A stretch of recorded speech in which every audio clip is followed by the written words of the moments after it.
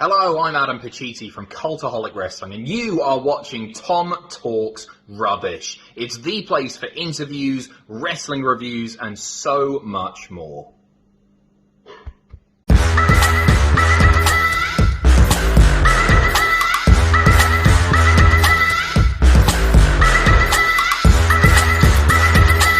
Sure, you subscribe to Tom Talks Rubbish. I highly recommend you subscribe here first. What's going on, guys? It's your boy, Tom Talks Rubbish, and today I'm back with another interview, and I'm joined by Stephen Jensen from Fightful and Fightful. So welcome to the show. Thank you very much. I appreciate you having me on here. So if we take this back right to the beginning of your almost like fandoms, I suppose would be the word, as someone that now covers MMA and professional wrestling for a living, when did your fandoms for those two things begin? Or were you not a fan before you started? Oh, no. So, yeah, I'm a lifelong fan. I always consider myself that, too, even though, like, I'm kind of involved, to the degrees that I am in MMA and wrestling and stuff. I'm just a fan. Like, that's exactly how I look at myself. I've been a fan of pro wrestling.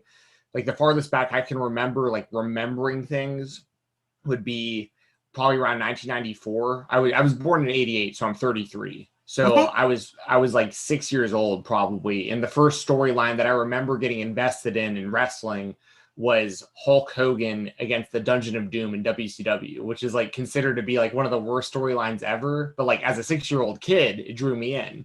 And then MMA, I got in on really early as well, because I used to go to Blockbuster Video when those were, a big thing. And I would go and rent wrestling VHS tapes.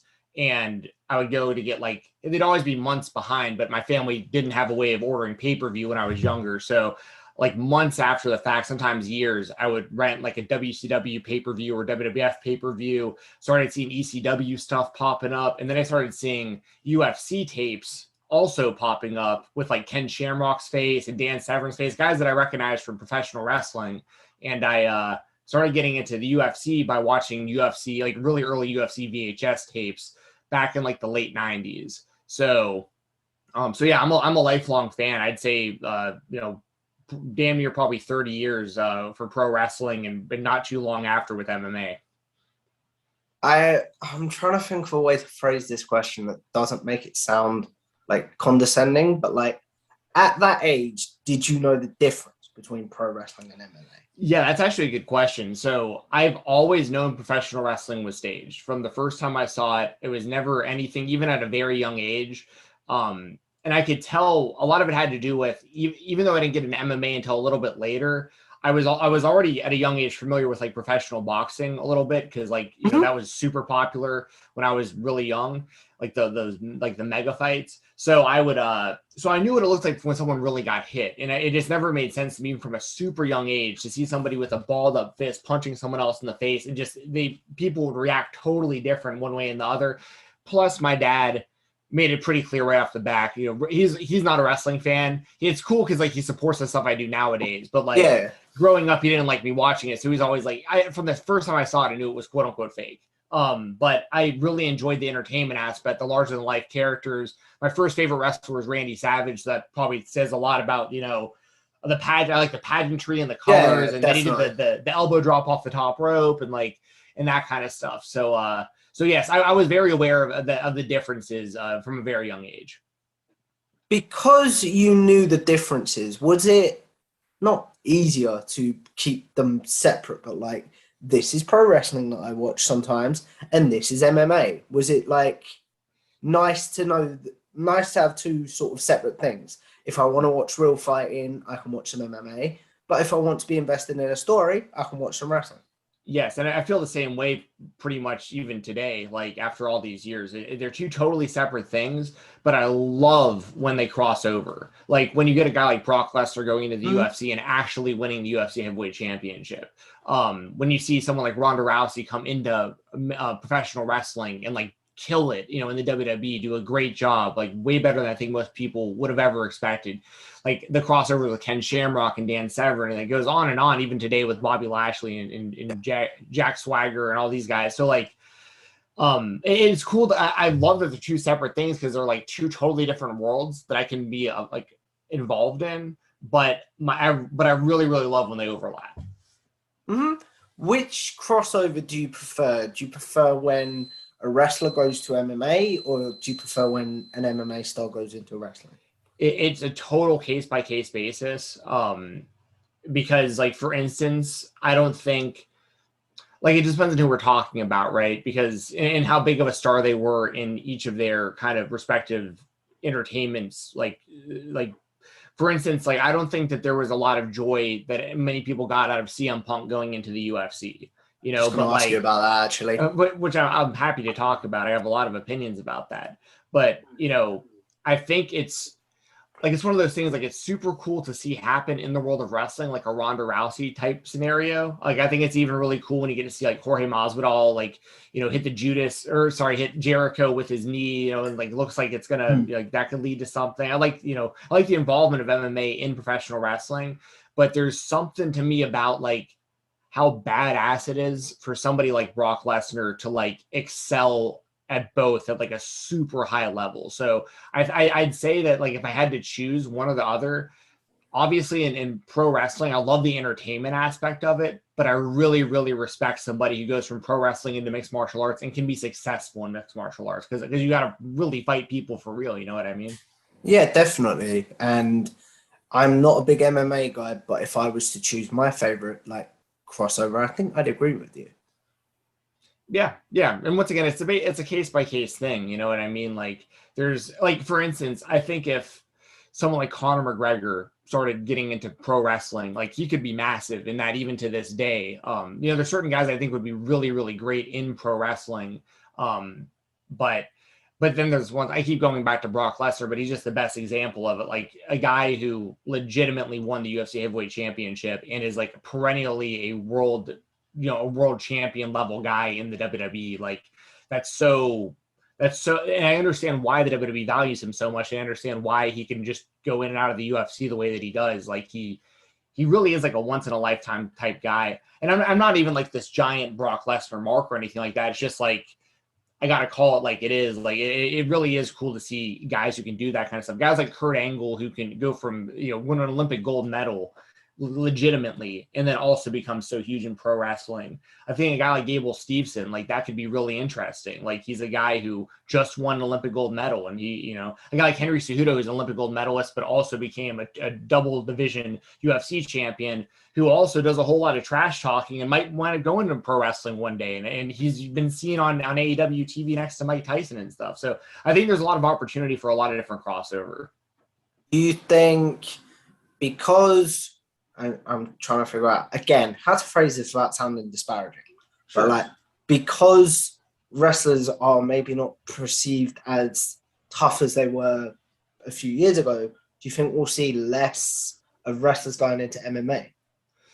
It really just depends on what your background is, I think, and what you want and what you really want to excel at. Because I think, like, for instance, back in the day, based on especially all the stories we've heard, someone like a good example would be like Haku or Ming, whatever you want to call him. Mm-hmm. Like, everyone says if MMA was around back when that dude was, inhaling pepper spray and biting people's noses off and gouging people's eyes out, like, if he would have went into the UFC, people were like, no one would have beat this guy, because he was, like, a legitimate tough guy. And then, like, Kurt Angle, if the UFC would have been bigger when he had just finished his Olympic run, if he would have went the route of MMA instead of pro wrestling, like, I think he would have been super successful in mixed martial arts. So to answer your question, I really don't know, because there's also a lot of people now that are training from a much younger age at, like, at real mixed martial arts, but are going into pro wrestling. Like, a guy like Karrion Kross is a good example. He never really had an MMA career, but he, like, intended to and trained for that, but then just wound up going into pro wrestling. A guy like Matt Riddle is another perfect example, by the way, of somebody who I think excels really well at both. So it just depends. Okay, so as we continue along your sort of journey in MMA and wrestling, have you had breaks from either? No, man. I've been going strong. Now, I will say, like, my interest in certain companies might kind of go up and down, but I never have fully like disconnected in all this time from like, I've never completely went cold turkey off of like pro wrestling or MMA. I just may lose interest in certain companies along the way, but I usually come back at some point. So Fair enough. So can you think of a specific moment that maybe made you lose interest in a certain MMA company? And can you think of a specific moment that may have made you lose interest in a specific wrestling company? that's an interesting question. I don't know. Like when it comes to MMA, I don't think there's been anything that's been like a real reason for me, like specifically. Like sometimes it just depends on who's fighting, right? So like Bellator, I go out of my way to watch some of their shows, but not all their shows. But I watch everything the UFC does. I might stay up overnight and watch Ryzen sometimes, but sometimes I won't. That really just kind of comes and goes depending on like who's going to be fighting. But when it comes to pro wrestling, I mean, I can pinpoint probably multiple scenarios of why I don't watch the WWE product anymore. Outside of, I watch 205 Live and NXT UK because I cover those for Fightful. But I was just going to get into that actually. Okay, perfect. So, but I would say like a big moment would be like Jinder Mahal becoming the WWE champion a handful of years ago, something like that. Something that's just doesn't make any sense to me outside of like a marketing tool where like the belt doesn't mean anything now. This guy was a jobber his whole career. Now he's supposed to be perceived as the top guy, loses the title, and now he's a jobber again. And it's just like those kind of things. Years before that, a lot of people would have said something like JBL becoming the world champion. I think the brand split is terrible. I know people have a lot of different opinions on that. I think that's terrible for the WWE's current product. There's a lot of things I could point out when it comes to the WWE because I just kind of bounced off of their product for the most part, at this point in time. Fair enough. In previous interviews I've done with people that cover 205 Live and NXT UK, they always talk about how that is probably one of the most, and I suppose slept on would be the right phrase, aspects of the WWE product because it's not promoted enough. Is that something you agree with? Yeah, 100%. Like, I think that NXT UK in particular is a really solid 1 hour wrestling show every week. If I looked at like the overall roster that the WWE has, like if you take into account, Raw, SmackDown, NXT UK, like all that stuff, like I think that Ilya Dragunov and Tyler Bate are two of the best wrestlers under contract in the entire company, and like nobody's watching. I think there's a lot of people in NXT UK. Obviously, Walter's a major one as well, but it seems like he's probably heading to our SmackDown because he hasn't been seen in NXT UK for so long. But their show is really, really solid. Their story, I say this all the time, like all I'm looking for in wrestling is storylines that make sense in good matches. Like it's really easy to keep me happy, and NXT UK does that. 205 Live is a little bit different, where you always get to see up until recently, it's changed a little bit because of NXT 2.0. Now it's more of like a feeder system into that. So you're seeing a lot more quote unquote greener wrestlers that are, learning on the job and getting ready for NXT 2.0. But before that, it was just a really solid show where you had like Arya Davari, Tony Nese, Ari Sterling, who's now, Alex Zane, Anthony Henry, who was known as Asher Hale there. You had Blake Christian there for a cup of tea. You had all these really good wrestlers. Santos Escobar, was doing good stuff on there. Roderick Strong, so like I think, but the problem with when you watch 205 Live, for me, for instance, is like, it's hard to watch. It's fun to watch, but it's hard to watch with like complete optimism because most of the names that I just said aren't even there anymore. So it's kind of like this land of in between where it's like, they don't really know what to do with you on any other show, but they want you out there wrestling still in front of people, but like they might not have any solid plans for you going forward. So you're just kind of in like this no man's land, and like a few of them I think will succeed elsewhere, but I think most of them just kind of get stuck there and then forgotten about, unfortunately. Yeah. So what in your mind can WWE do to not fix 205 Live and NXT UK, but make it better almost? Well, the thing with NXT UK is I think they already have a great show. Like, it's just more people would need to watch it. And I don't know exactly how they do that. I really don't know when it comes to that. I honestly don't think the brand has any real reason to exist, if I'm being honest. At this point, like before it was more because, they were the WWE basically hoarded most of the major independent talent out there, and there was a lot of really good indies in the UK at the time, and they were like, well, we'll just do it ourselves, just like they try to do the same thing with NXT in the US, because they were basically trying to be what Ring of Honor had become and just do it themselves.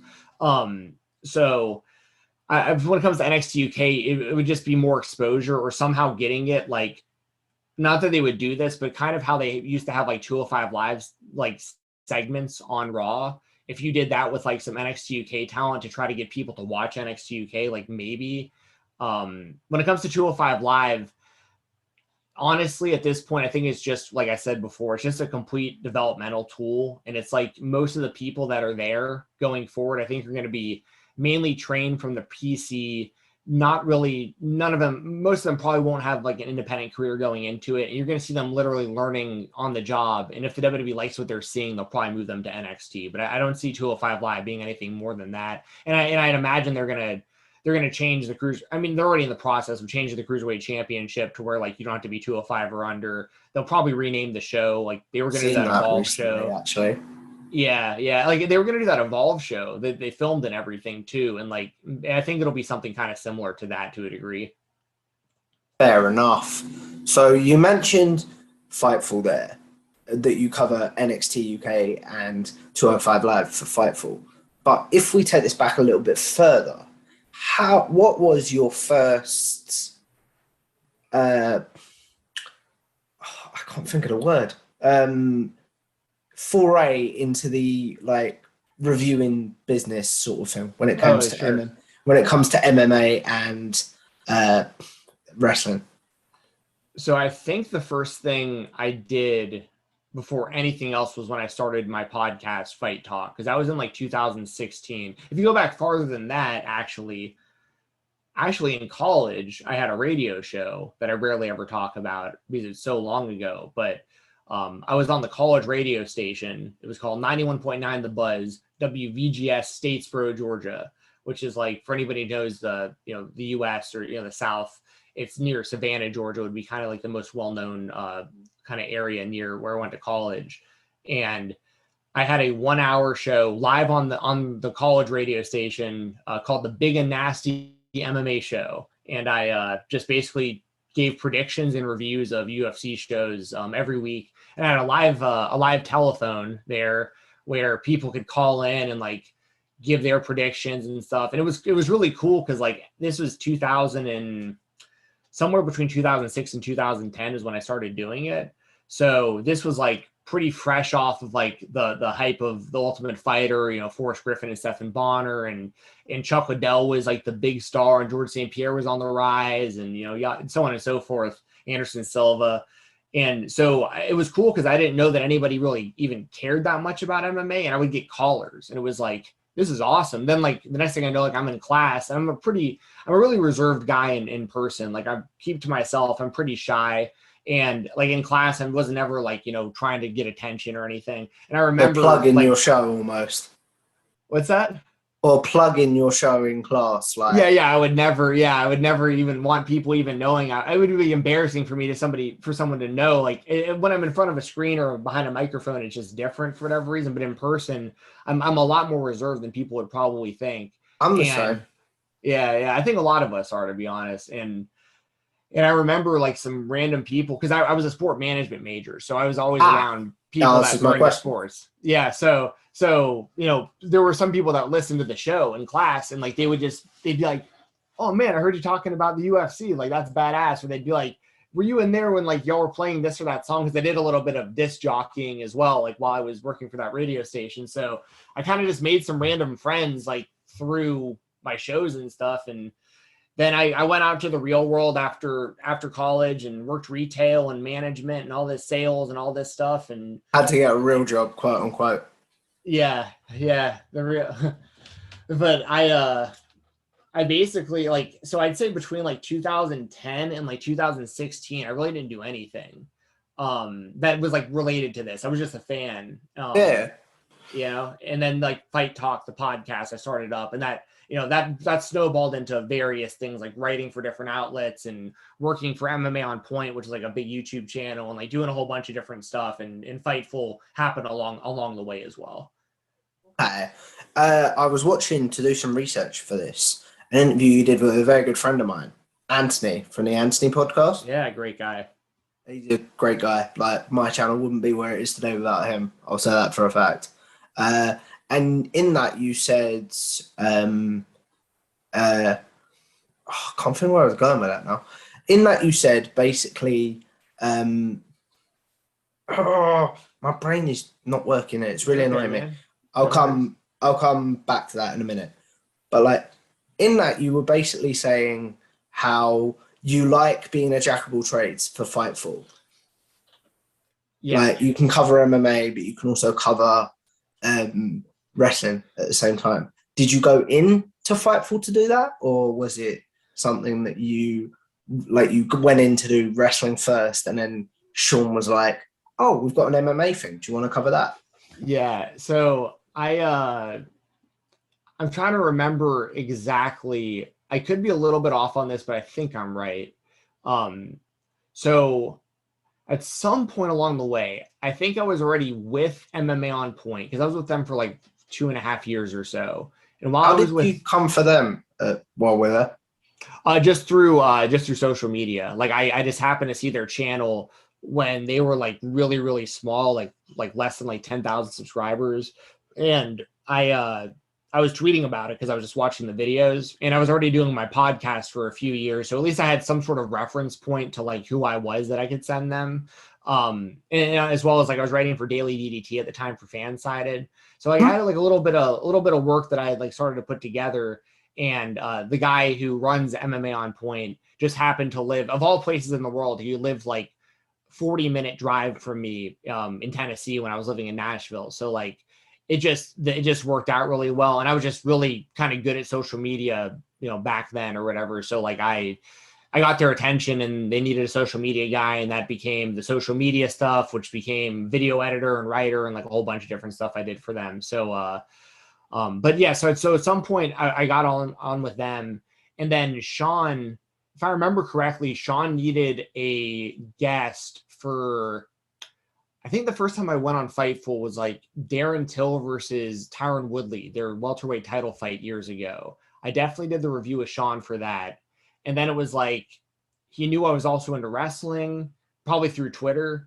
So like, I just started randomly kind of getting like hosting gigs. Like when like when Warren Hayes was there were sometimes he wasn't able to do a show, and I knew how to run OBS. Like that was a big advantage for me back then, was that OBS, like things like Zoom and StreamYard weren't around. So like you couldn't really stream live on these platforms unless you knew how to use open broadcaster software, OBS. So because I knew how to use that, and guys like, I think like at the time, like Alex Pulowski maybe didn't, and like some of the guys that were normally on the show. So they were like, well, I can throw Steven in there because at least he knows how to run the software, so we can at least go live, And there were some hits and misses throughout that. There was some shows that I think I did great on. There were some shows that I think I didn't do good on. And me and Sean talked about a whole bunch of different stuff. And over time, we just found spots for me. And I think I'm put in a position to really do what I do best with Fightful, kind of where I'm at. And I'm always looking to do more with them. So fair enough. So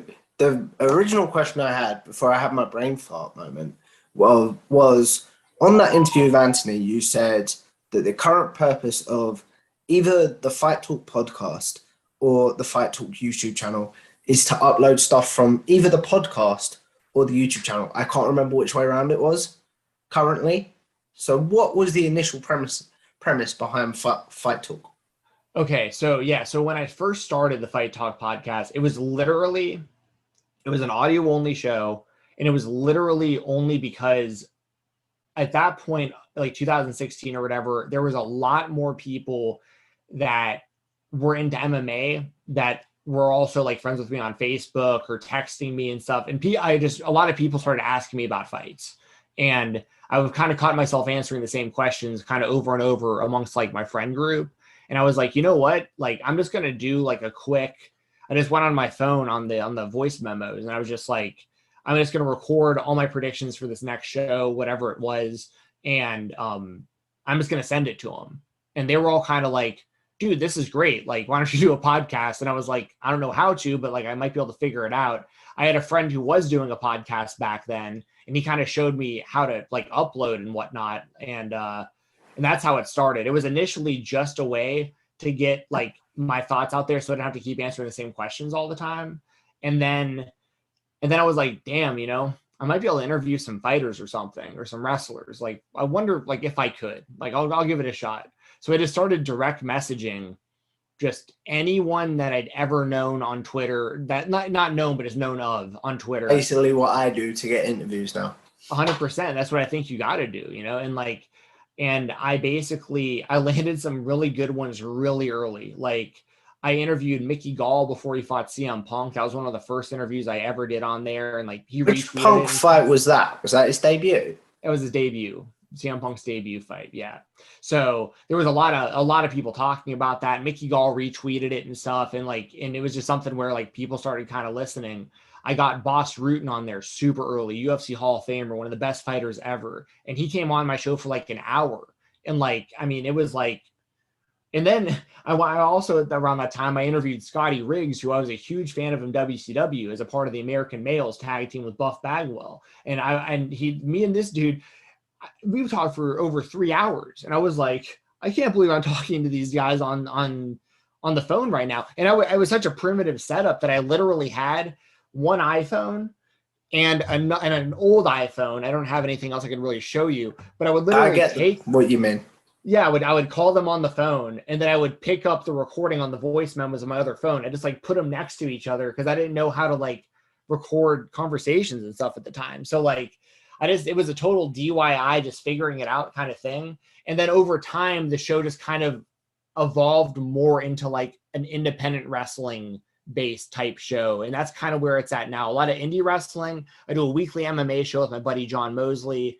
And then the rest of it is like conversations I have with Doug on Live Rounds, or with my good friend Jessie Davin on her YouTube channel, that kind of stuff. It's just become like a kind of melting pot of like all the different work I do outside of Fightful. All the Fightful stuff goes right onto their platform, of course, but all the stuff it's I a do place to put your work, sort of thing.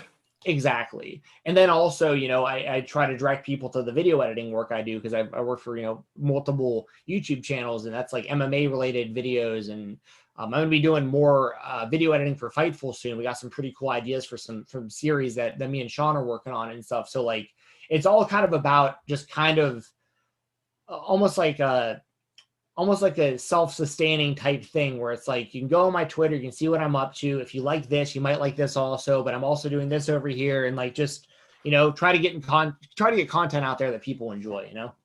Yeah.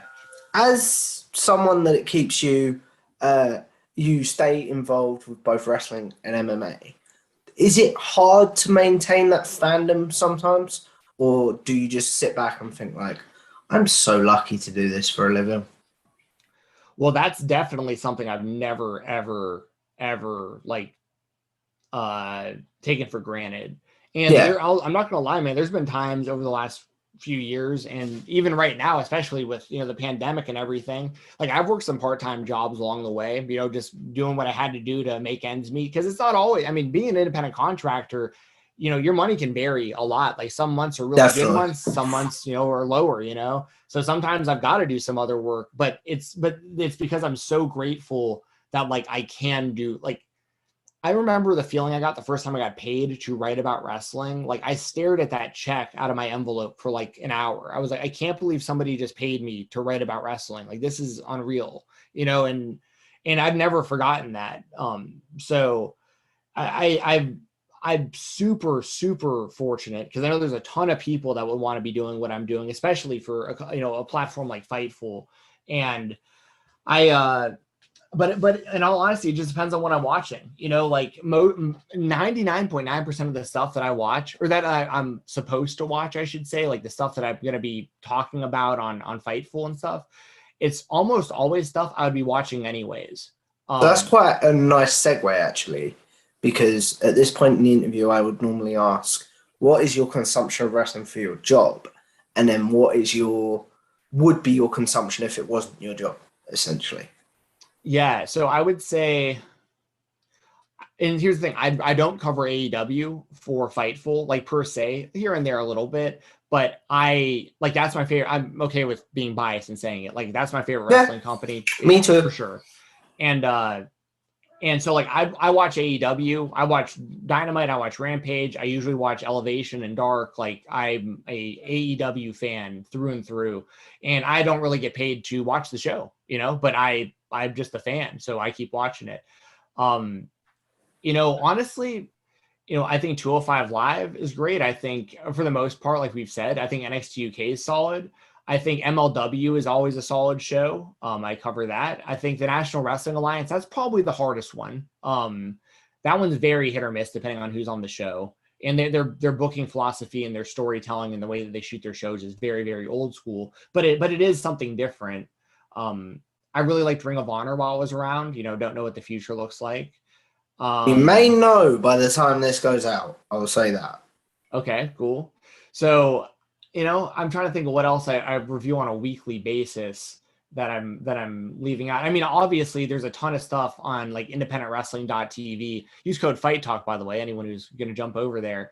But I there's a lot of stuff on IWTV that I watch, and I always highlight at least one show a week on the Weekender for Fightful, where I highlight like my IWTV recommended show of the week. But to be honest, like even though I'm recommending one show a week, I'm usually watching like probably 3 to 5 a week on that platform alone. And then there's the stuff on Fight TV where there's a lot of stuff I watched there. And a huge shout out to the people at Fight. I got to give them a huge shout out right now because they helped me with that. I'll be transparent about it. There's sometimes where there's shows because it adds up, like all these pay-per-views and all these streaming services and stuff. And they've been great to me about like finding out like, hey, what are you going to be reviewing for Fightful? And like, we'll make sure that like, we'll help you out. And it's like, because, it helps them for me to be out there telling people to order GCW and order VXS and order, Warrior Wrestling and all this stuff that I watch on the platform. So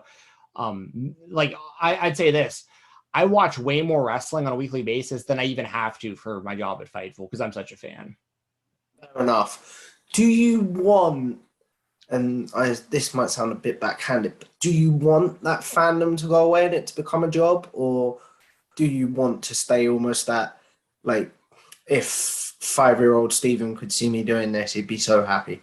Always, always want the latter. With the, always the, I honestly think I would quit before I stop being a fan. When it comes to MMA, it's a little different because like that's covering an actual sport, and I can disconnect myself a little bit more from it. Or like, but I never, and that was what was so scary about, just a few years ago being a pro wrestling fan was I saw the WWE just heading in this totally different direction. And what saved my fandom of pro wrestling was my love for independent wrestling. And then like the kind of big surge of NXT. And then of course, when AEW came around, and now it's like, I hope that I never don't want to be a fan of professional wrestling. Like I think if it was something where like I had to quit covering wrestling and stop being a fan, or I had to, you know what I'm saying? Like if I had to choose one or the other, like cover wrestling and don't be a fan, or be a fan and don't cover wrestling, I wouldn't cover wrestling. I'd just be a fan of wrestling. And it's just something that's really important to me. Something that means a lot for my life. And I think something that means a lot for a lot of people. And, I never don't want to be a fan of professional wrestling. Mm-hmm.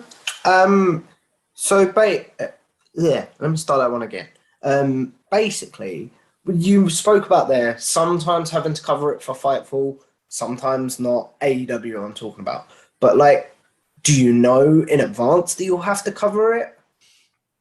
Yeah, so there's like the stuff that I cover on the Weekender like every week that I just know that I'll be talking about, because that's, Sean is the one who actually started that show years ago. And then a little over 3 years ago, I replaced him just because he was getting so busy with other stuff. He needed someone new to host. And that was another example of just kind of being prepared and having like a back catalog, because like Sean knew me from the little bit I had done with him.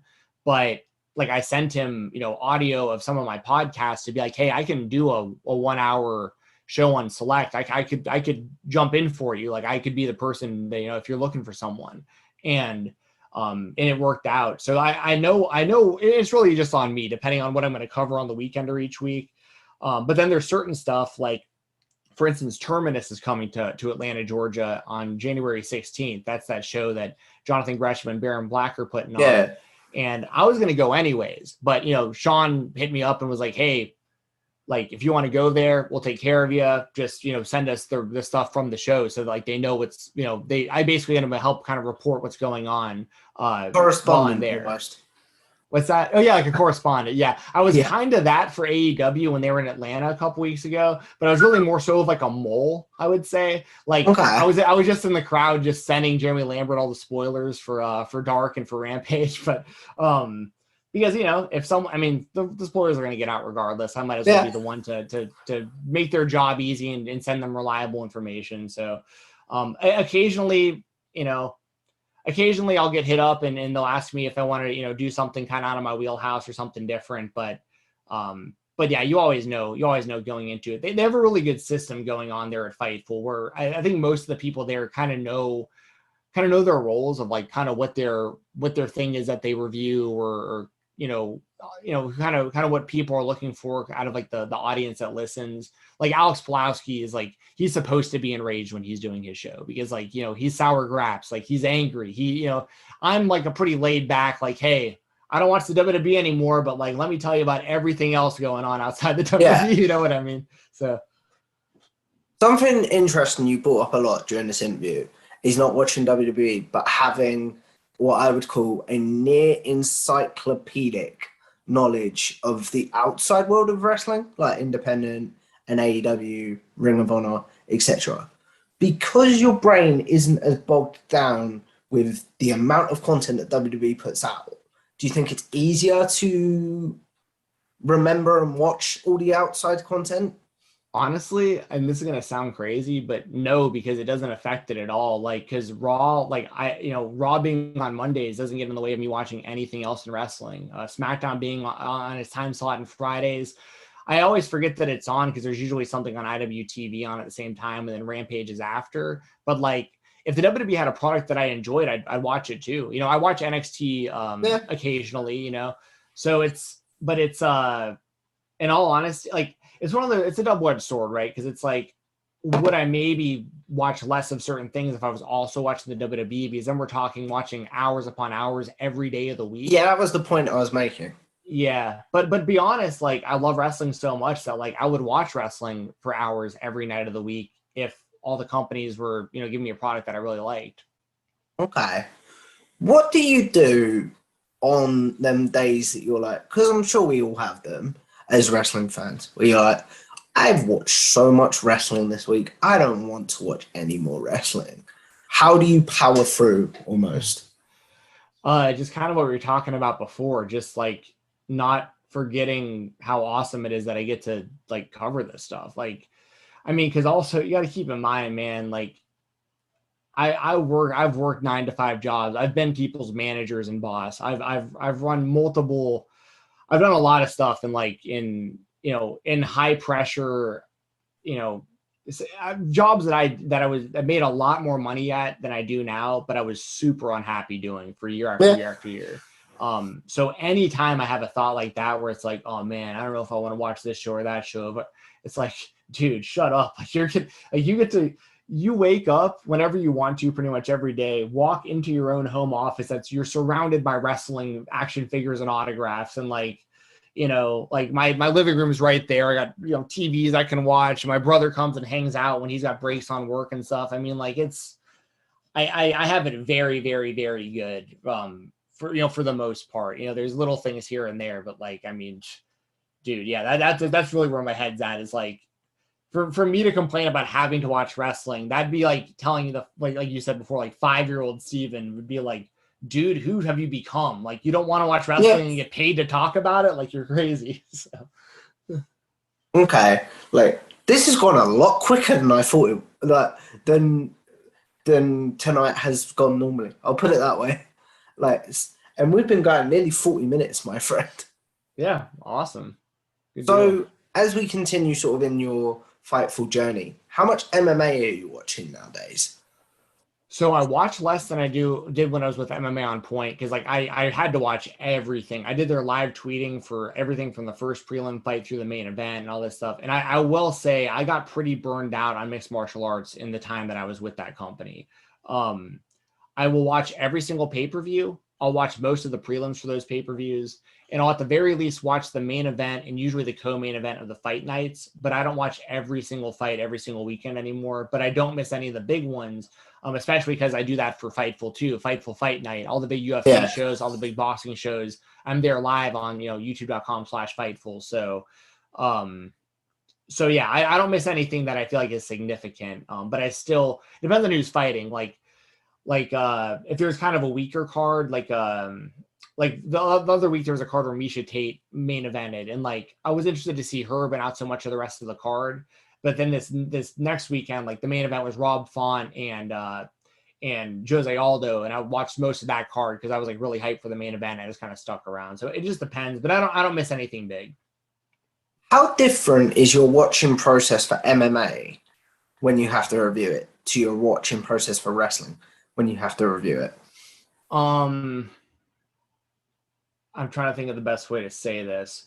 When it comes to MMA, I'm mainly reviewing it on just like on Fight Talk. So there's very little pressure there for any reason. Like it's literally just me and my buddy Mo's just kicking back and just talking about fights. Like there's super, super low pressure. Whoever listens, and we just do it for fun. But like, cause most of the other time I'm on screen. So like, there's really not much preparation outside of like, I'm usually there with, it'll be me, Doug, Sean, Rob, like we'll just be hanging out. So like MMA is super, super chill for me to watch. And if I'm not on screen watching it, I'm usually drinking beer and like watching it with my brother, my stepbrother. So it's, really, really laid back for the most part. How about when you watch a wrestling show to review? If I'm going to be reviewing it live on Fightful, like for instance, for all the big Impact pay-per-views, the big 4 pay-per-views they do, I always do the live post show right after on the Fightful YouTube channel. And I'm always like, when I watch those shows, like I'm jotting some notes down, like I'm paying actual, like really close attention to kind of everything that's going on. I just take that a lot. I don't know if more seriously is the right. I know what you mean. Yeah, it's 2 different things. Like MMA, I'm kind of getting paid to like hang out with other fans. When it comes to those reviews, like they're tuning in to get my actual like thoughts on what just happened. So I need to know what just happened. You know what I mean? Yeah. How different is like, because you spoke about the fact that you watch Dynamite a lot and you have to cover it sometimes. How different is your watching process when, say, like you're just watching it because like, Dynamite's on, I'm a fan, let's sit and watch it. And then on the weeks that Sean says, oh, can you cover Dynamite this week? How different is your watching process? It's definitely different. And I don't have to do that often with AEW, luckily. Now, I do also do, stuff with like Jeremy and Joseph and stuff with Joel. So like, I'm always ready to have these conversations, you know what I mean? About like the different stuff that I watch. But when it comes to Dynamite, I so rarely ever have to like, I'm the only reason I would have to be paying super close attention to everything going on is if like one of their hosts dropped off and they needed me last second. And that happens so rarely. But I would say like when it's that way, I just pay a lot more attention because I usually have friends over for Dynamite. Like we have a thing on Wednesdays where like we all go hang out. We go to Dave and Buster's, which is like my thing to do on Wednesdays because it's half off. And then we come back and we hang out and watch wrestling. So it's like, that's really just more hangout. And in full disclosure, like on Wednesdays, I'm usually pretty buzzed because like we go and we drink up at Dave and Buster's and have a good time and come back and drink some more beer. And like, I'm just hanging out, having fun when I'm watching AEW most of the time. Have you ever been buzzed, as you call it, and then got a text from Sean and been like, oh, poo, I've got to cover this now? No, nothing like that. They're always really good about giving a heads up on like if there would never be anything that last minute. The closest thing I would say would be there was the big GCW show. I think it was the Nick Gage and John Moxley main event show, and like the show was already ongoing when Sean and me talked about doing a post show for it. And granted, like I could not do it that night because like I already had stuff going on and like we had to do it like midday the next day. We got it worked out and we got it all figured out, but it was something that like there wasn't even like anything out there from anybody at Fightful at the time that like there was no intention. No one had told me like that there was any plans to do a post show. I was just assuming I was going to do it the next day on the Weekender, like I normally do for GCW. So that would be the closest I would say was like hanging out, drinking beer, watching GCW. Then it's like, oh, we're doing post show. Well, like I couldn't that night anyway, once again, because of the time and having people at my place at the time. Yeah, but it yeah. was like, you know what I'm saying? It was that would be like the closest thing to it would be if like there was something that like wasn't planned at all, but that just really wouldn't ever happen, if that makes sense. Fair enough. Sounds like Fightful is a very fun place to work. I'm not gonna lie. Yeah, they're good, really good people. Like Sean's awesome. Just FYI, like crossing my fingers. I know he's a very busy man, but I'd love to have him on the show. Hey, he might do it. Like I got him on Fight Talk before I worked with. I mean, I may have done something or other with him, but you know, he came on my show. You know what I mean? When he didn't really have any reason to. You know, I think that yeah, it's funny because it's also interesting to see how much, I don't know if famous is the right word, but like he's like I've watched him go from like 10,000 followers to like nearing like 150 or whatever it is. Yeah. Like, I mean, he's become the man. I mean, which I think is incredible. Like he's deservedly so. Yeah, he's the guy, 100% deservedly so. The dude was grinding like we all were for years before he was ever with Fightful. Like people might think it was like an overnight thing for him, and it wasn't. He worked a lot of different places, and he's very reliable. And he's a dude who just like he's a very, very busy guy. Like he gets spread really thin. Like he has to wear a lot of hats for Fightful. But when it comes to just being like, for instance, I think he's a really good boss for the way that I work, because he's the kind of person that will tell me a deadline for something, like when something is due, and just know that I'll have it done by then. Like there's not a whole bunch of like checking in, a whole bunch of micromanaging almost. Yeah, no micromanage, because you know he has no reason to micromanage me. I've never once missed the Weekender, you know, and even if I had to miss it on a Sunday, I'd record it on Monday and tell him why I couldn't do it on the Sunday. You know what I mean? There's always the open line of communication there. And when it comes to the wrestling news, he's literally the best person in the world right now when it comes to who to go to for reliable news and usually to get the biggest news first. So I can't say enough good things about Sean, and it's cool because he's a lifelong fan like I am. He's right around my age. Like we relate to each other a lot. So he's a really good guy to work with. I said this when I had Rob on the show, Rob Wilkins. Yeah. Good dude. On the show. That was so much fun, by the way. Yeah, he's a good guy. I like Rob a lot. I don't trust anything unless like someone reporting the news has said courtesy of Fightful. Yeah, I mean I'm in the same boat. There's some other credible sources, of course. Like I'm a lifelong fan of like Brian Alvarez and Dave Meltzer and those guys, but they're not as connected as Sean is, like in today's current day and age, to like get that type of like massive breaking news. Like they used to, but now Sean's kind of the guy for that. And it's the same kind of thing in MMA. Like until I see Ariel Helwani report or confirm something, like that's the guy that I trust the most is Ariel. And it's the same kind of thing with wrestling. Like Sean Ross Sapp has become like my Ariel Helwani for pro wrestling. And I just happen to be friends with the guy and work with him. Like it's just small world, you know? Yeah. As someone that was a fan of Sean and Fightful, correct me if I'm wrong on that. Well, I knew of him before Fightful existed. Okay. So yeah. As someone that was a fan of Sean before, like you started working for him, was there any trepidation or like starstruckness before you started working with him? No, not at all with Sean. Because Sean wasn't. I don't know the best way of putting this. He wasn't on that kind of level when like it wouldn't be like meeting him now. Like not that he acts any different or anything like that. That answers my follow-up question. Yeah, no. I mean, he's been the same guy ever since I've known him. But like so I actually got familiar with Sean through my friend Matt, who runs WrestleRumble.com, which is like, you know, basically fantasy booking or fantasy picks type stuff for pro wrestling, and a sponsor of the Fight Talk podcast since like my first probably 10 episodes. I mean, I love those guys over there. And Matt just randomly years ago was like, hey man, you know Sean Ross Sapp? And I was like, No, the name looks kind of familiar, but like who is he? And he was like, dude, like this guy is like just like you. Like he got a lot of the same like kind of thoughts you do about wrestling, and you know the kind of his delivery and the way that he talks about it. And he's like, I think you and Sean would get along great if y'all ever met. And so I looked him up on Twitter, and that was it. And once again, this is before Fightful was even in existence. So like I think it was with Wrestling Inc. at the time. Or something like that. I think that's where he was at the time. I know Bill Apter like highly recommended him when Fightful started, and Bill Apter is obviously like a really credible long time name in wrestling. So like, so yeah, it's different. It's let me put it this way: it's much different when I meet someone like Eric Bischoff. Like that's when it's like that's when I'm like don't know what to say because like you know.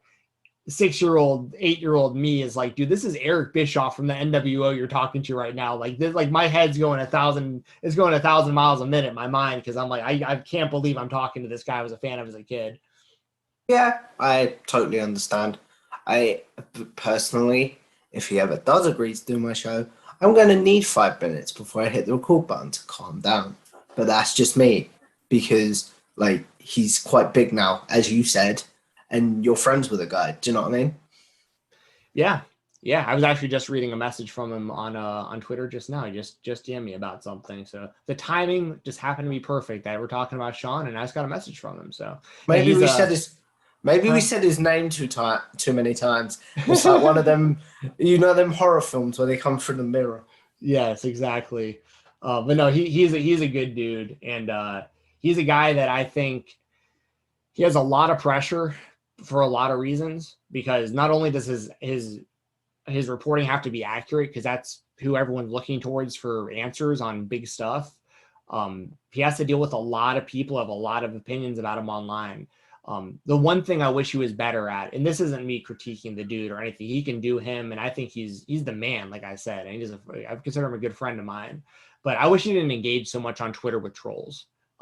Because I'd agree with that. But that's not just him. That's like most people on Twitter. But for me, he's just at such a high level that like I wouldn't even, because like I literally have like less than 1/10 of the following he does, and I don't even pay attention to people who troll me. You know what I mean? Like if I was him, I wouldn't even be paying attention to people. But at the same time, he has to defend himself a lot of times about a lot of stupid stuff, and I do understand it. But he's just one of these dudes. I wish he kind of like would kind of see some of the stuff and just be like, honestly, I know he does that because I know it's a conscious thing that he's talked about on Twitter. Like he's like, man, I'm doing my best to not respond to so many of these troll accounts and stuff, but yeah, he still does sometimes. And once again, I totally get it, but it's like, man, he's the man in this section, and it's like, why even pay attention to these people down here trying to take you down? You know what I mean? Yeah, it's like my chat, like we were saying earlier, we're trying to get him on here. My channel's tiny. Why would he want to do that sort of thing? Well, I mean, I think I can't speak for him, but I mean, you never know, dude. Like anyone I've interviewed, like I felt the same way. Like, and I got some big interviews and stuff at certain points, and it's like, I didn't expect them to say yes or even respond. Like you just gotta put it out there, man. Like you never know who might make some time for you. So that will be a goal for this year by the time this goes out, to be honest. Yeah. But you never know. As we wrap this up, before we go into a segment that I call generic questions, one question I am curious to know, because Fightful knows a lot of the rumors when it comes to wrestling and MMA, have I got that wrong? Yeah, no, they have an MMA. Colby over there does a great job, and I help with little things here and there. So yeah, MMA. How does that affect your enjoyment of products? Oh, so the good thing is with my position and my role and everything that I do, I don't have to know spoilers unless it's for companies that I really don't mind knowing about. So like, for instance, I don't go out of my way ever to find out anything about any spoilers that have to do with a company I'm really, really invested in, like AEW. But it's part of my job to read spoilers for like Impact and NWA and stuff. It's like, I'm literally supposed to do that on the Weekender. So I spoil those shows, but like, it would bum me out, if I'm being completely honest, if like I knew what was going to happen on Dynamite every week for the next month. Like it would take enjoyment out of the show for me. I'll put it this way. Fightful was the one to break the Punk news, right? Yes. Because you knew, did that affect your enjoyment of his return at all? No, but his return was a interesting case for a lot of reasons, because like, for one, I totally believe Sean's report, and it totally made sense. Everything that he was saying and the timeline and everything and all, and I believed it from the second that I saw he reported it. And I think that only helped the whole return of CM Punk, because without that report and without them booking Chicago for Rampage, like that moment is different, because like the fans in that venue all knew CM Punk was coming out, but it added to the moment. You know, it wasn't like, it would have been different if CM Punk didn't show up that night. Then it would have been like, oh no, like that whole place would have been like, we're not even watching AEW anymore. Like we quit the company, because they were so sure he was going to be there. Yeah. And then it's, you know, it's different kind of, you know, for me, honestly, knowing that people have become free agents, I really like knowing that, but I don't necessarily like, I had a good idea Adam Cole was going to show up when he did an AEW, but I didn't know for sure. You know what I mean? Like, it's still like, I still pop big time. Same for Danielson and stuff, like, you know, so yeah, I prefer not to get spoilers though, if I don't have to. Putting you on the spot, which I suppose it would be debut because it was a new company. Which one was better, Danielson or Cole? The actual debut itself. Mm-hmm. Man, I don't know. That's so apples to oranges. Okay, which one did you enjoy more? I'll say Adam Cole, because I thought I was pretty damn sure that Danielson was going to AEW. I wasn't 100% sure still if Cole was. Like I was pretty confident, but I wasn't sure. And even then, I didn't think he would debut so soon. So I was a little more surprised that we got Adam Cole. And then I loved how he super kicked Jungle Boy and joined with the Elite right off the bat. And I was like, this is cool. Like they're picking right up where they left off before he left for the WWE. And then, so I guess if I had to choose, I would say Adam Cole. But I do think that Bryan Danielson right now in this moment in time is the best professional wrestler in the world, like overall. So like, I think him being in AEW is like, that's on, if I had to compare the two, I think it's a bigger deal to get Bryan Danielson than Adam Cole, even though like they're two of my favorite overall wrestlers. Mm-hmm. I've spoke about this in previous interviews, so I'll keep this brief, but I think Bryan Danielson is my favorite right now because you're getting the blend of kick your head in Bryan Danielson from Ring of Honor, but also the good cocky promos from his time in WWE. Yeah, I totally agree. And he's the kind of guy who can go back and forth between being a heel and a babyface. And like, he's so great at both. Like, I haven't paid a ton of like super close attention to the WWE over recent years, but I really like the stuff I saw out of Danielson as the Planet's champion with like that like the title belt that he made and all that. Like the dude just gets it. And now he has the chains off to where he can do these awesome wrestling matches and add his creativity into the stuff he's doing. And I agree with you. I think he's the best wrestler on the planet, like at this moment. Mm-hmm. So as we wrap this up, we've got like 2 more segments to go, if that's okay. Yeah, for sure. So this is a segment that I call generic questions, which is essentially questions I'm sure you get asked on Twitter a lot or in your DMs or stuff like that. And basically this will give you a place to now go, look, I've answered this. Go answer it. Go check this out. And also, selfishly, it's a bit of promotion for moi. Sure, fair enough, man. Let's do it. So, favorite wrestling match of all time? Oh man, I probably should have an answer like right off the bat for that. That will change so much depending on what I'm talking about. I don't know. One of the first ones that comes to mind is Shawn Michaels and The Undertaker WrestleMania. Was it 25? The first one of the two that they did, not the career threatening one with Michaels, but the first one they did at WrestleMania. That was one of the best matches I've seen. Rey Mysterio and Eddie Guerrero always comes to mind too from Halloween Havoc. That one I really liked as a kid, and it still holds up.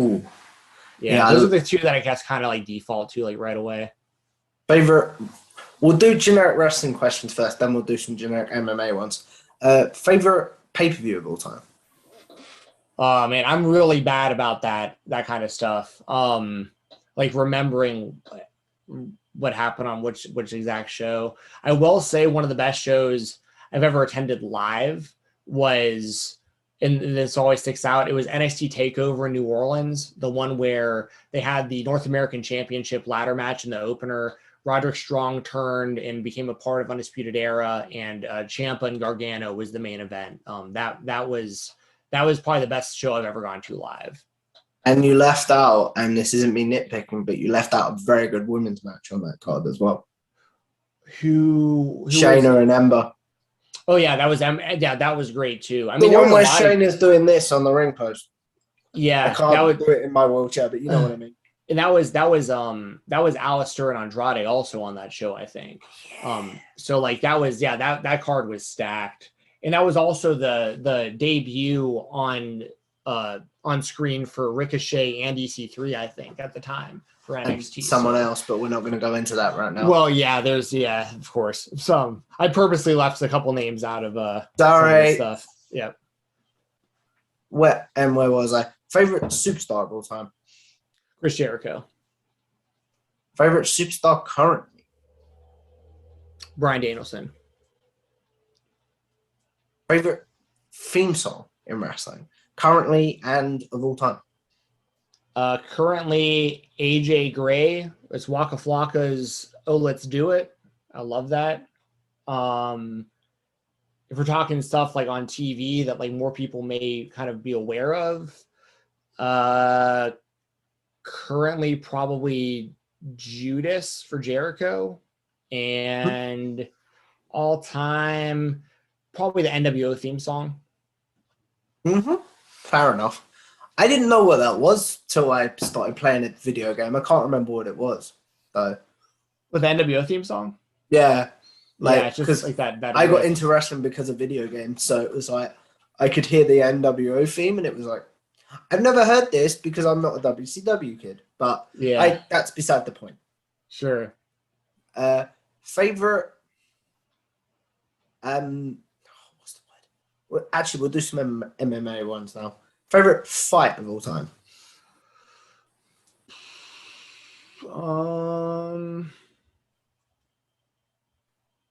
Man, these are like, it's funny because you're putting me on the spot, and like this should be so obvious because should I prep people on these questions? No. I like that I wasn't prepared. This might give you answers that I may change the more that I think about it.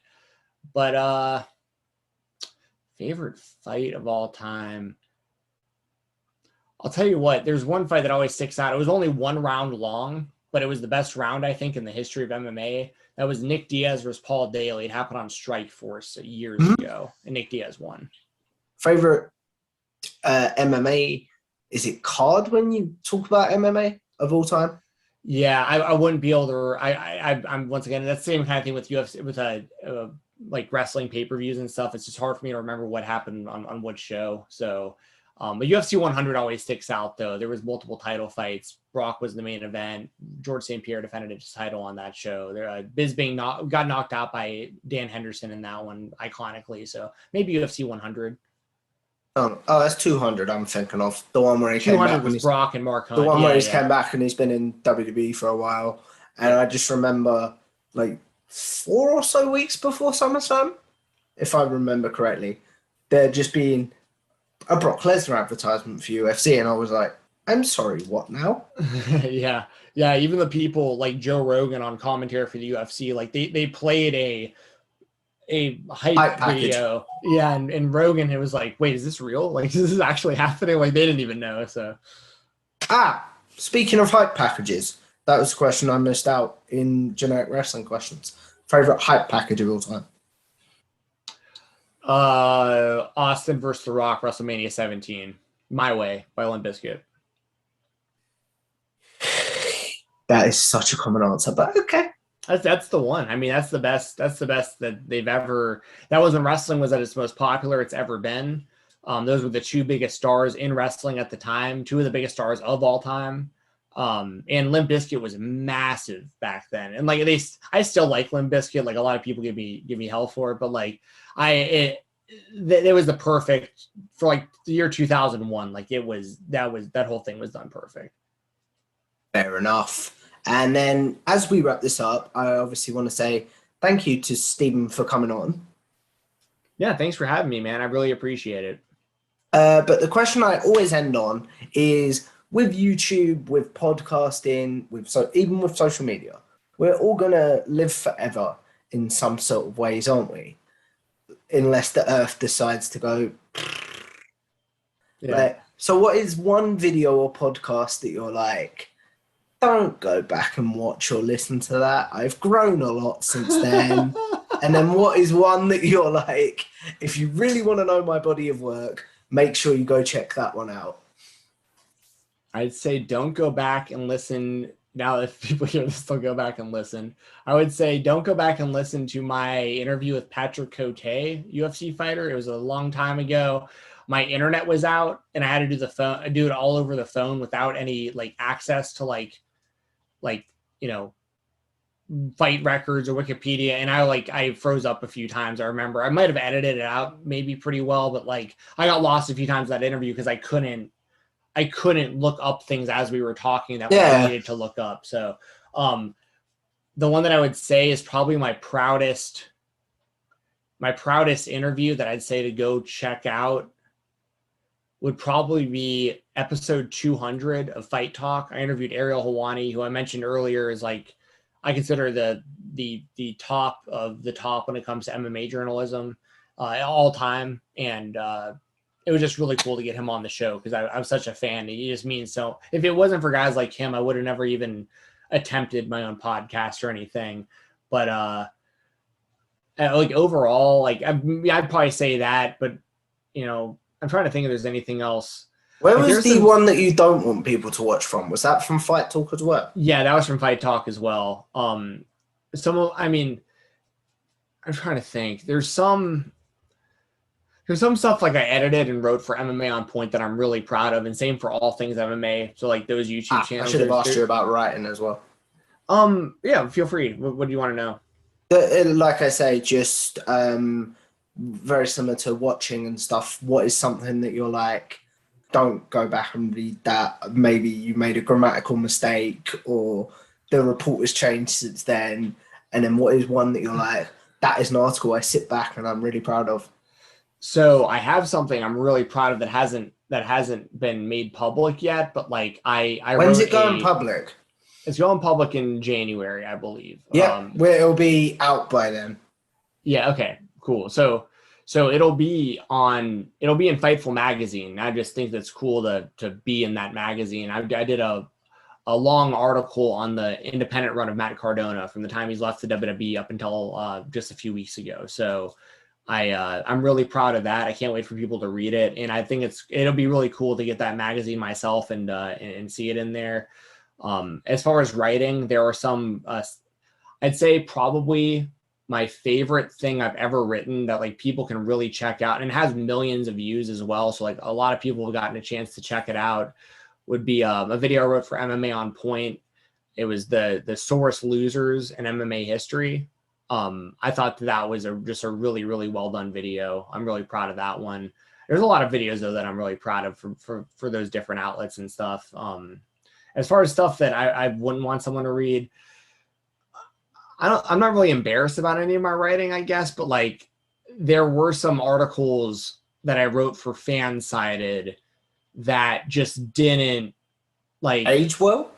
Well, it's not that they didn't age well. It's that I wrote this whole article about how like Cassius Ohno should have got called up to the main roster and stuff. And like, he never did, you know what I mean? Just stuff like that, like almost like fantasy booking type stuff that just like never wound up happening. So like, there's kind of really no point in reading it in 2021. You know what I mean? So fair enough. And then the question I'm going to end on before I give you the chance to plug is, out of all of your bodies of work that you've done, whether it be for Fightful, MMA On Point, Fight Talk, etc., what is the one that you are most proud of? Fightful. Yeah. I'm really happy to be a part of what they do. I love being a part of Fightful Select. it really makes you feel good when somebody, like, because you have to pay money to even have access to Fightful Select. And like when people tell me like, man, I just subscribed so I can listen to The Weekender, it's like, yo, you were willing to pay money to listen to my opinions and reviews of independent wrestling. Like, because I get such an enjoyment out of covering indie wrestling, because I love the process of seeing somebody go from like unknown and working in front of like no fans and like bars and high school gyms and all this stuff, and then like gradually, over years build a name on the independent scene and then get onto mainstream television. I can say that about a lot of the current wrestlers right now. A lot of the talent that I'm seeing on screen right now, I was watching in a high school gym or inside of a bar, 4 years ago or whatever. And there was 50 people total standing around with me, so it's like, I get to talk about people that are trying to achieve their dreams through wrestling. And I'm just a fan on the outside. And the fact that people value my opinion on that kind of stuff enough to want to pay to listen to it. And then on top of that, like, I get all this exposure from Fightful. I get to do shows with guys like Sean, who are literally the best in the world at what they do. So of all this stuff, MMA On Point is where the most of my work has been seen, because they have the most eyeballs on their stuff. But the stuff that I'm the proudest of is the stuff that I do for Fightful. In particular, the Fightful Select Weekender podcast. That's probably my favorite thing that I do, because not just with fans, it's a great feeling when like an independent promoter shoots a DM to me and goes like, man, thanks for talking about our company. Like, I hope we get more people watching our shows, and I really appreciate you bringing us up. Or an independent wrestler sliding in my DMs and being like, yo, you highlighted me on The Weekender this week. Like, thanks, man. I really appreciate someone that's noticing my hard work out there and like talking about it, on an outlet like Fightful and stuff. So that's really, really rewarding for me, that kind of stuff. So, to be honest, I think that's a lovely way to end it, man. So I want to give you the floor before we go to plug away. Sure. So once again, thank you for having me on. I always appreciate this kind of stuff. Once again, like I was just talking about before, someone like you, like just reaching out and being like, I'm interested in doing an interview. Like, that makes you feel good. Like, someone cares enough to want to talk to me about the stuff that I talk about. Like, I think that's awesome. So thanks for having me on. As far as the stuff that I'll plug, my Twitter, _, that's kind of like the hub for like me just kind of keeping people up to date on what I'm doing. So once again, that's FIGHTTALK_ on Twitter. You can also use code FIGHTTALK, FIGHTTALK, all is one word, no space. If you use that on IWTV.live or independentwrestling.tv, that really helps me out when y'all use that code. And that also is that available in the UK? I think so. I think it's worldwide. That's where I am, and I may check that out, to be honest. You should, man. Like, in all honesty, because I was a subscriber before I was ever like had my own promo code or anything, and like I honestly think it's the best $10 a month that any wrestling fan could spend on any streaming platform. They currently have something like 7,000 shows from almost 300 promotions on there, and they run live events almost like usually more than one event per weekend now. Like, and they're constantly uploading new stuff. So I can't say enough good things about that platform. And when people use that code, it basically just lets them know like that me promoting them, people are listening and going and checking it out, which I think is cool. I do, my show Live Rounds with Doug Bateman. That's every Tuesday at 10 p.m. Eastern on the RVD Tito for Life channel. That's another guy I was a fan of when he was a YouTuber back in the early 2000s, and I became friends with him, and now we do a show together, which is kind of wild because I was a fan of his before we worked together. That's sponsored by Unkind Esports, which I want to give a shout out to. They're co-owned by Rob Van Dam, so it's cool to have RVD backing us up and believing in us. My shows with Jessie Davin. Check out her YouTube channel, JSSIDAVIN. Definitely. I was just going to say that. Yeah, she's one of my best friends. I stay in touch with her often. She's at home You right now. haven't met in person, though. I've never met her in person. Correct me if I'm wrong on that. No, I never have. I probably would have last year had the pandemic not happened. There was probably a few different opportunities where we could have been in the same place.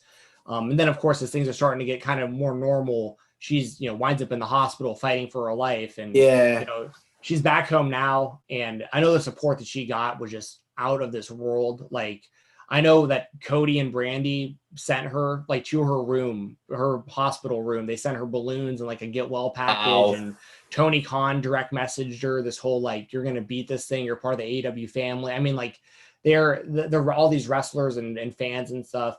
But the plan is sometime this week, I'm going to do a show on her channel.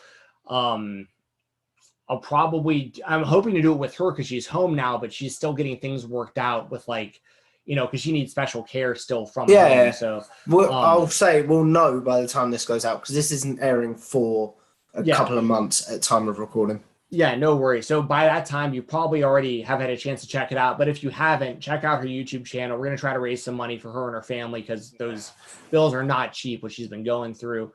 So yeah, support Jessie Davin. I tell everybody, go over to her YouTube. Sorry, go over to Jessie Davin's Twitter, Jesse the Buckeye, and just go say something nice to her on Twitter. That'll make her feel good.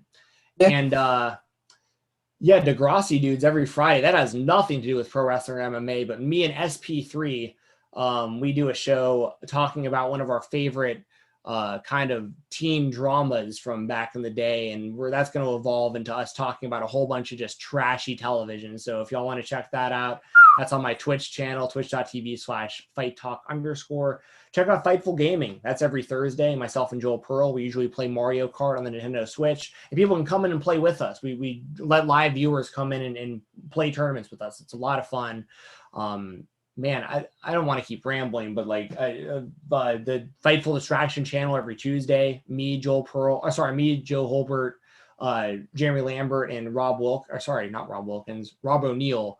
But there's also Rob Wilkins because he was with me on Fightful Fight Night. That's, this Saturday, but this will be later. Jake Paul and Tyron Woodley. I got a lot of stuff going on. I'm just rambling, but Twitter's the best way to. I was just going to say, I think what I'll do for you is I'll just put your Twitter and people can find. Yes, thank you. FightfulSelect.com. Support the work over there at FightfulSelect.com. It's well worth doing, guys. So obviously, if you like this video, please like, share, and subscribe. Follow Stephen in all the places he mentioned, and I will see you in the next one. Bye.